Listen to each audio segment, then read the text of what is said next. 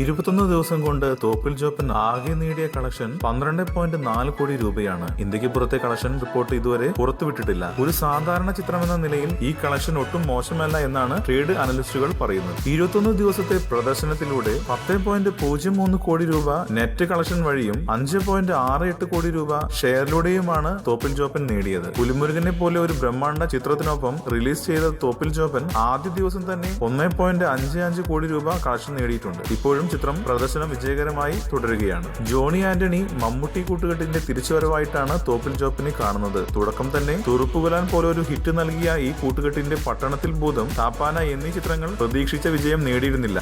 കൂടുതൽ സിനിമാ വാർത്തകൾക്കും വിശേഷങ്ങൾക്കും ഇപ്പോൾ തന്നെ സബ്സ്ക്രൈബ് ചെയ്യൂ മലയാളം ക്രിയേഷൻസ്.